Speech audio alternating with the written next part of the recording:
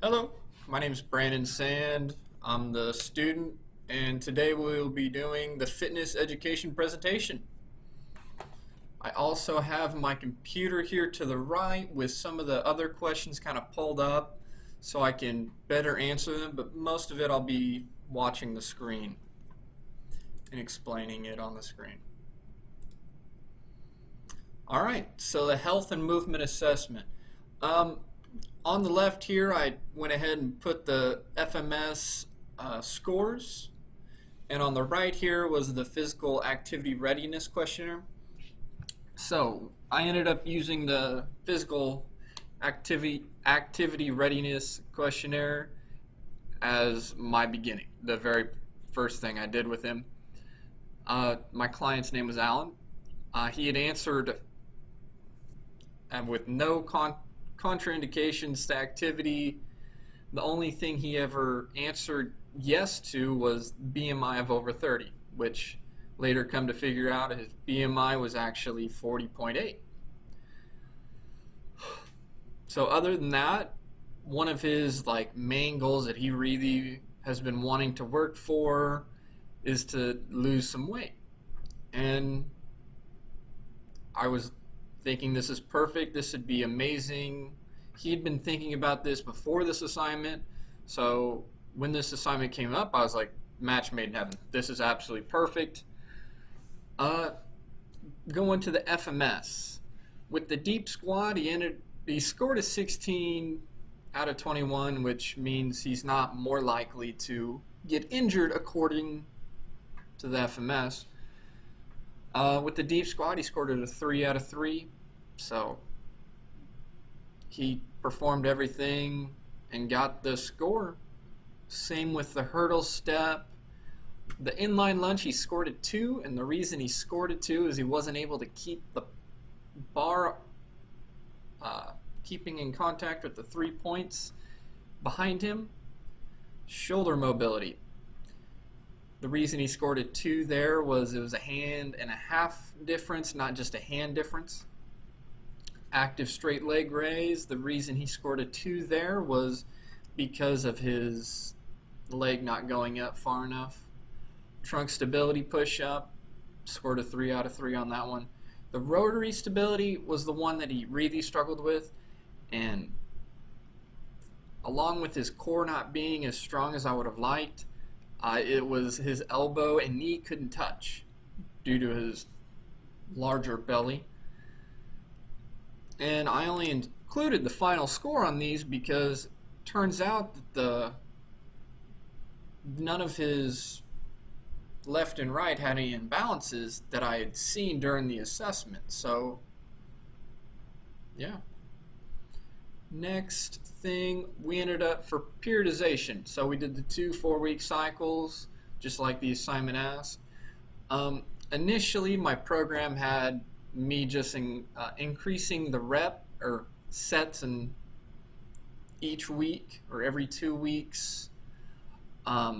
We kept the increasing of the sets every 2 weeks, but initially we were staying in that 15 reps of a 65% rep max. And what ended up changing, thanks to my teacher's comments, was first week we were at that 65 rep max. The second week we did 75 rep max, but then decrease the rep amount to 10 reps per set. That third week we decreased the reps to 5, and then I increased the per rep max to 85%. And that fourth week dropped down to 40% rep max and increased it back up to that 15. And going into week 5, we had that 65 with the 15, and then it continued to go down like the 75, 85, just as the first 4 weeks. We had something for him every day. That Sunday was more of an active rest type of day with doing yoga, but that was just about it. Yeah, that was his rest day while still doing something. So here is the exercise technique portion of the video, we decided to go with the multiplanar incline bench press. Hello, my name's Brandon. I am the student, and this is Alan, the client. We're going to be doing incline barbell bench press. All right. Okay, let's rack it real quick. So first, let's widen up our hands a little bit. Let's make sure we have 5 points of contact. So let's put our feet on the ground. Remember, the bar is going between our clavicle and our nipples and everything. All right. And begin.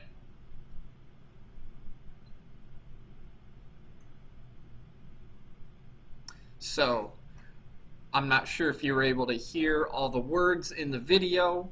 Still trying, this is the second try of trying to do this. But what I had said was his grip was initially really narrow, so we fixed that, along with his feet weren't touching the ground actually, and you can't see that in the video. Found that out after he'd left, and then so moved it to the floor for that 5 points of contact. Everything else had been performed just up to par, especially with the arms, instead of being abducted 90 degrees to that 60 like your comment had said. Hello, my name's... So now this is going to be the lower body video. We're going to do something very similar to what just happened. All right. Hi, I'm the student Brandon. This is the client Alan. We're going to be doing deadlift today. All right, go ahead. That's all. Good. Alternate grip. All right. Let's stop there. So first of all, instead of looking directly up, we're going to have our neck just pointed forward. Nice alternating grip like you had. We're going to keep our back straight. Okay. So look forward, back straight. Yeah. Look directly in front of you on this one, and don't let your back roll or anything like that.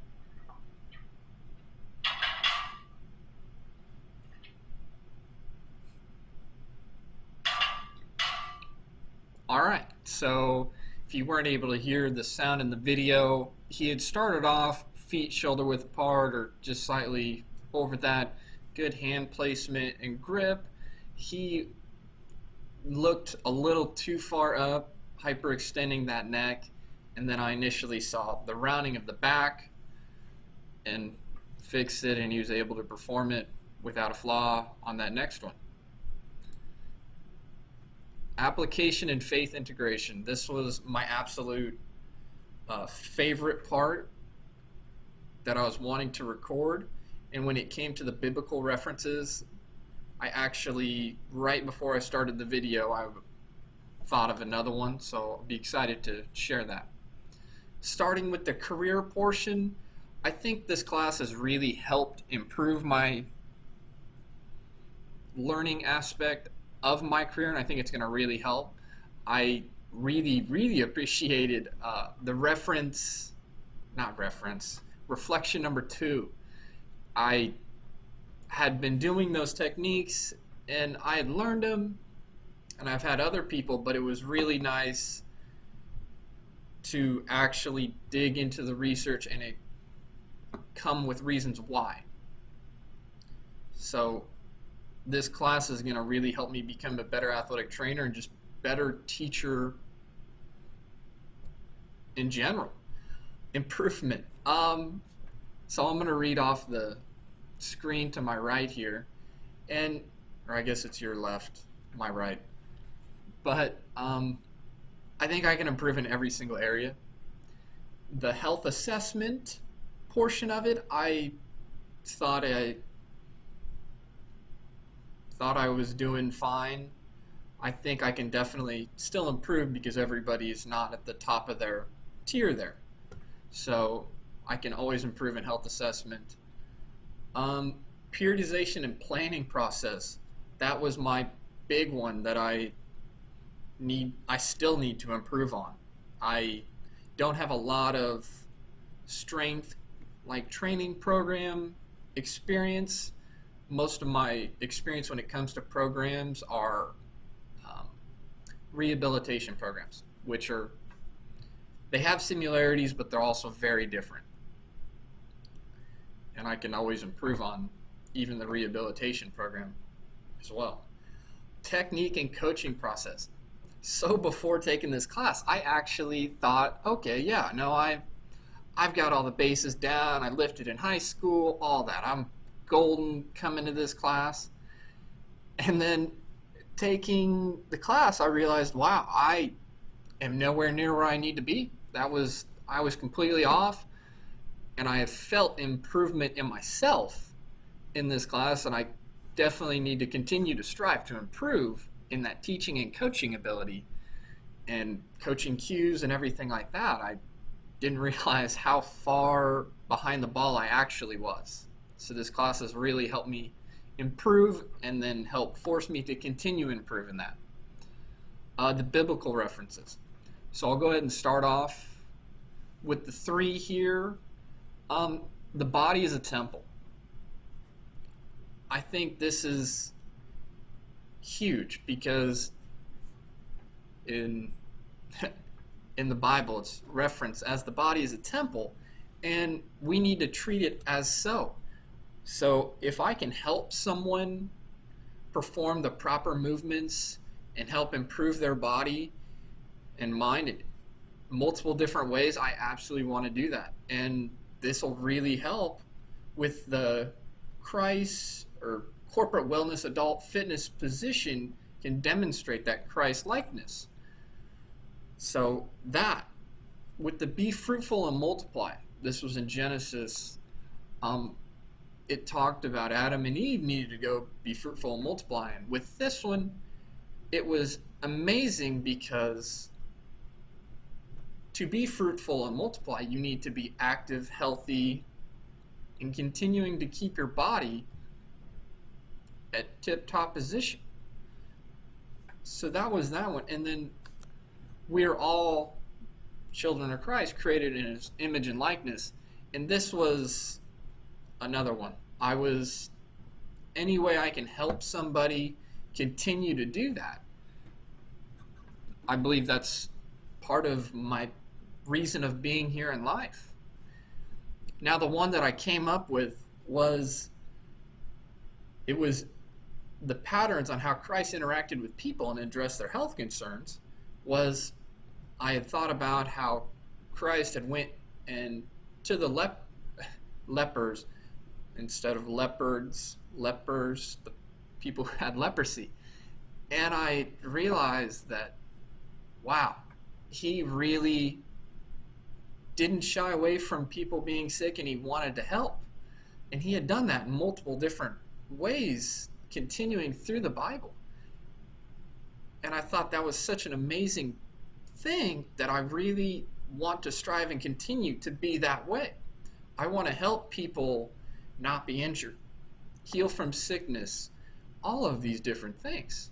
I'm not saying that I'm Christ in any way, but I want to strive to be like that way in Christ.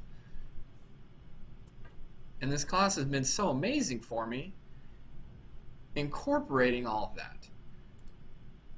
Here are some of my resources. I want to thank you again. This has been such an amazing class and such an incredible opportunity that I've been given. This is amazing. Thank you very much.